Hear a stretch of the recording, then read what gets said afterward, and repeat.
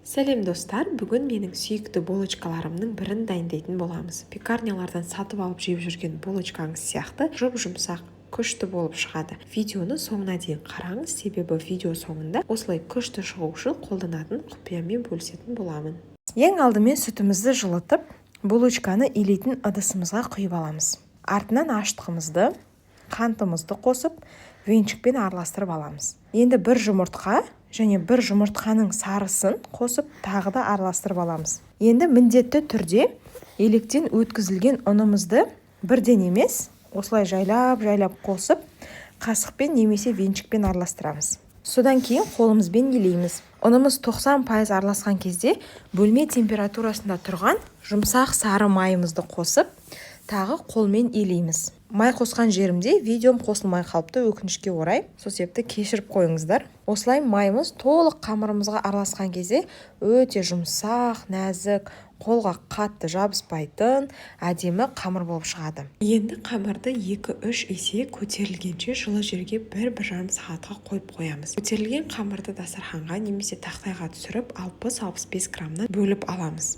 Беті кеуіп кетпес үшін міндетті түрде пленкамен немесе майлықпен бетін жауып қоямыз. Содан кейін начинкасын саламыз.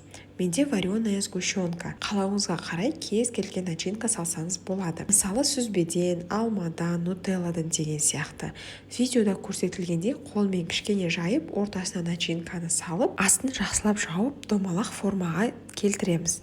Барлығына начинка салып болған соң бірден пергамент төселген противенге орналастырып, бетін пленкамен жауып, тағы 20 минуттай расстойкаға қалдырып қою керек. Домалақ қамыр тағы көтеріледі. Содан кейін бетіне жұмыртқаны немесе жұмыртқаның сарысын жағып, штрозель себеміз. Штрозель жасау үшін ұн, қант және майды блендердің көмегімен немесе қолмен крошкаға айналдырып аламыз. Дайындау тәсілі 15 минутта тәтті бәлі шатты видеомда көрсетілген. Ссылкасын описаниеге қалдырамын. Енді алдын ала қызып тұрған пеште 15-20 минут пісіріп аламыз. Міне осындай күшті, жұмсақ, үлпілдек, жеңіл, өте дәмді болып шығады. Бұлай шығу үшін жасап бастағаннан жасап біткенге дейін білетін кез келген сүрелеріңізді оқып, салауат айтып жүрсеңіздер, міндетті түрде идеальный болып шығады. Жасап көріңіздер. Видеом пайдалы болса, лайк басып, тіркеліп, туыс қыз келіншектерге таратып отырыңыз. Ас болсын.